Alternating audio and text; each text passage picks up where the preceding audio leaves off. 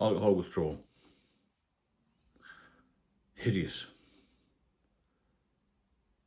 I've been stabbed, been beaten up, had all sorts of trauma to deal with, but never, ever had anything as painful and as frightening and disruptive as alcohol withdrawal.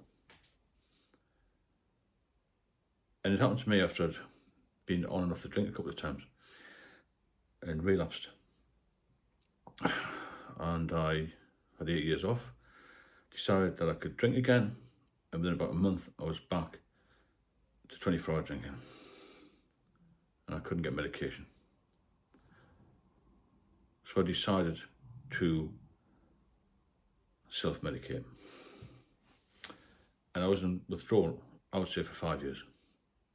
Just trying to stave off the pain and the worry, the anxiety, with more drink.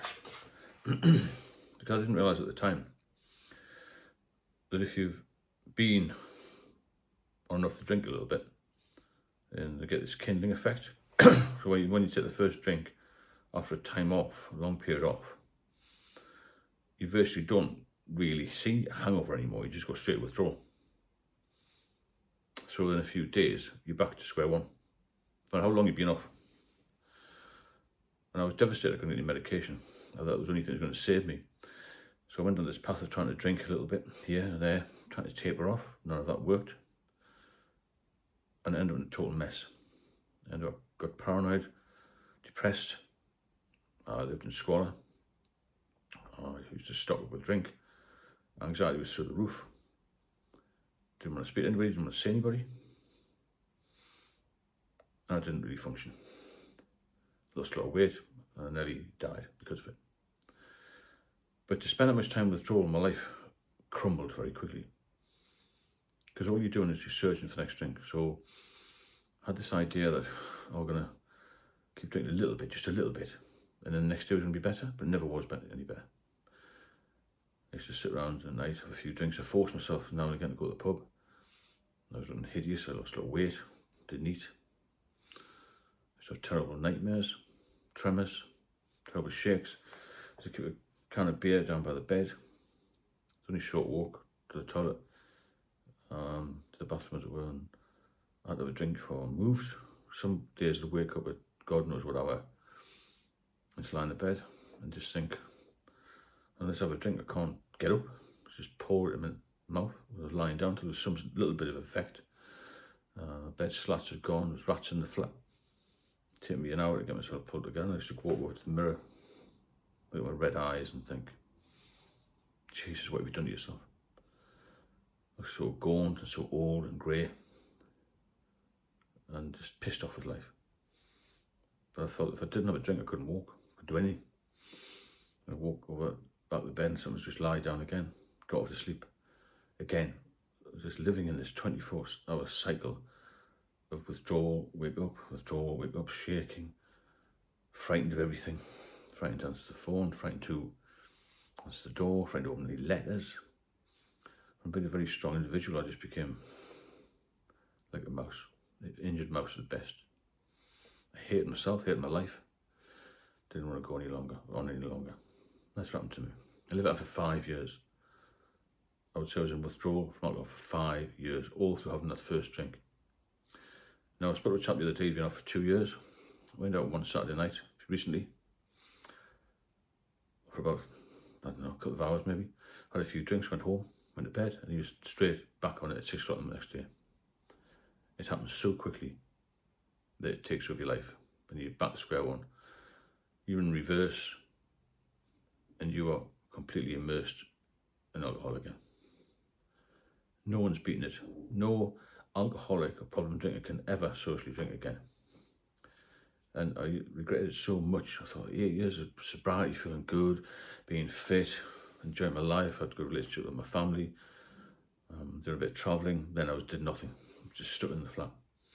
Just trying to go for a little walk, and I felt dizzy. I used to walk around the apartment block with my hands on the wall, like that, so I wouldn't fall over. That's how bad I was. And the odd time I used to force myself out, the driver would help me in a taxi. I'd come from position of very much, well, position of strength. I became so weak physically and mentally. Always had taken that first drink. And I try to explain to people that I've been in withdrawal 5 years, so how can you be? Because you constantly talk about drinking. If you're having to drink to try and get over the pain of withdrawal, you're in withdrawal.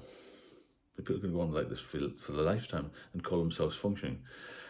I was not a functioning alcoholic. I wasn't functioning to 10%, never mind 50% or 90%. I was nowhere near that. I didn't know what to do. I couldn't get to the doctors. So in the past, I refused to help. Tried to get diazepam, which is what I had previously from the internet. I got some. I didn't trust the viability of it, and I didn't take those properly. Then I went into a hospital for a short while. The A&E, they gave me a small amount of diazepam, which was only enough for a flight, really. Obviously, I couldn't fly, but it was just not enough. They just refused to give me enough to come off the drink. And they just sent me under this community health place. That was a waste of time. There were alcoholics there and other drug addicts as well. Nobody got, well, no, I didn't get any help. There was no rehab at all. It was suggested by my parents that maybe pay for somewhere. They didn't have enough money. I didn't have enough money. And I used to lie about in bed thinking, oh God, I wish I had more money. I'd just go to private rehab. I wanted to get off, you see. I wanted to be like I had been in the 8 years previous.